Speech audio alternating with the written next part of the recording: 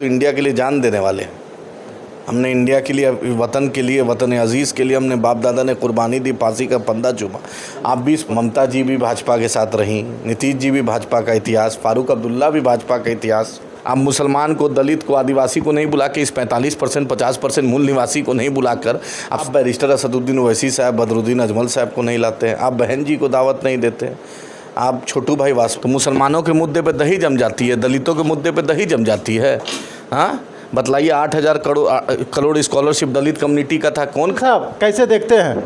एक नामकरण हो गया है, विपक्षियों की तरफ से इंडिया नाम रखा गया, एक तरफ इंडिया है, तो आप कहाँ देखते हैं? लगातार आपको निगलेक्ट किया जा रहा है एकदम। इंडिया का मतलब ही है प्लुरलिज्म, डाइवर्सिटी।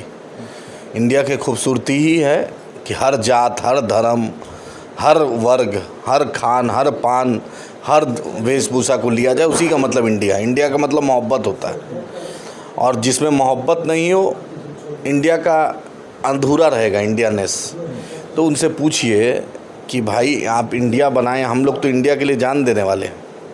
हमने इंडिया के लिए, वतन के लिए, वतन अजीज़ के लिए हमने बाप दादा ने कुर्बानी दी, फांसी का फंदा चूमा। आप 20% मुसलमान, दलित, आदिवासी कम्युनिटी को नहीं लग रहे हैं। सबसे ज़्यादा सौतेला व्यवहार सरकार ने मेरे साथ किया, मुसलमानों के साथ किया, दलितों के साथ किया, आदिवासियों के साथ किया। मॉब लिंचिंग मेरी हुई, मेरे ज़मीन हड़पे गए, मेरे घर बुलडोज़र चले, मेरे पर जितना जो ना हुआ, मेरे इज़्ज़त लूटी, हर कुछ तो हम झेले हैं।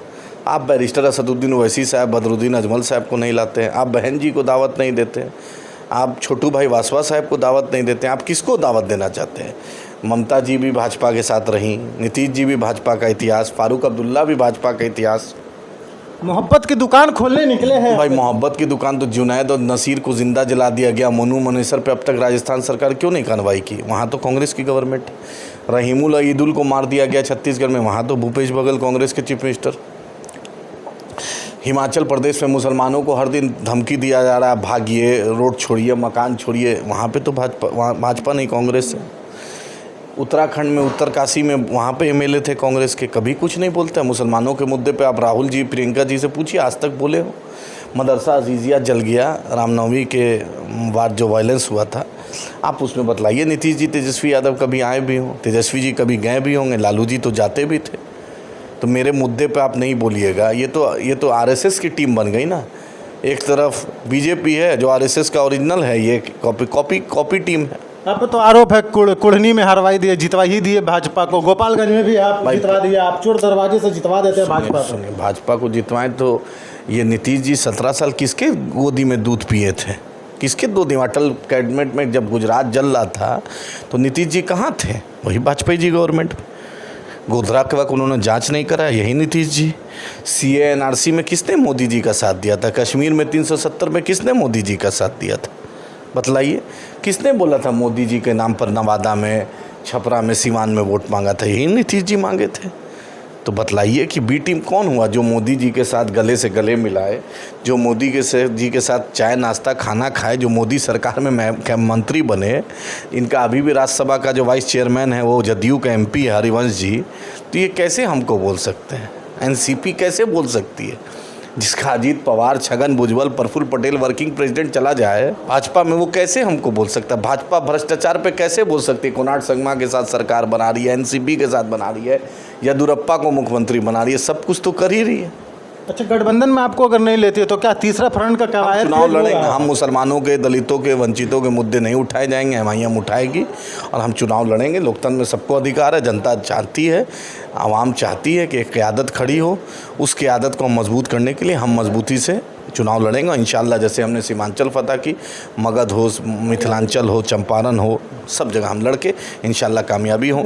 आरोप जो है भाजपा का बी टीम होने का, चोर दरवाजे से आप तो जिता भाई बकने हाथी चले बाजार, कुत्ता भौंके हज़ार, बोलने दीजिए। B team, C team, D team, किसको क्या दिक्कत है? अरे मेरे तो मुसलमानों के मुद्दे पे दही जम जाती है, दलितों के मुद्दे पे दही जम जाती है।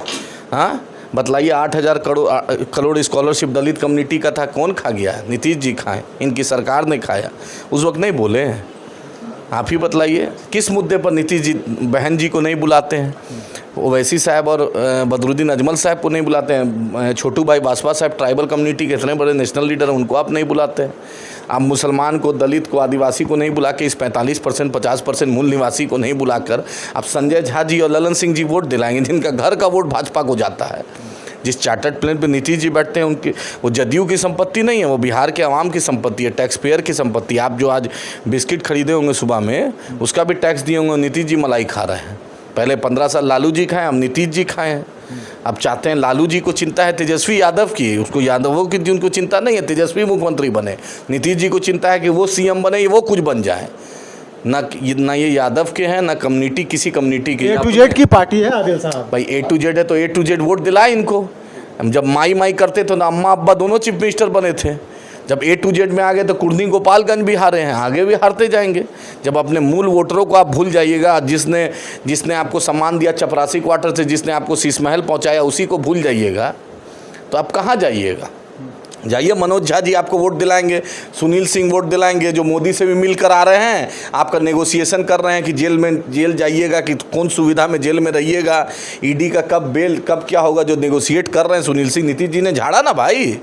मनोज झा जगदा बाबू दिलवाएंगे, नीतीश जी को सुधाकर सिंह गाली भी देते हैं और बेटा को टिकट भी राजद देती है। ये तो लीला अपरंपार है, समझ में नहीं आता है। लास्ट सवाल, तीसरा फ्रंट अगर बनाएंगे तो साथ आएगा कौन कौन आपके साथ? देश की इतनी बड़ी बहन जी हम लोग उनके साथ विधानसभा चुनाव लड़े। हम चाहते हैं वो आए हमारे साथ, लड़के मिलके जय भीम का नारा जो देंगे हम चाहेंगे। संविधान की लड़ाई हम लड़ते हैं, संविधान पर हम बात करते हैं, तो हम नहीं आएंगे साथ तो कौन आएगा। ये तो हम लोग का परमानेंट अलाई है। हम लोग ये असली ओरिजिनल अलाई है।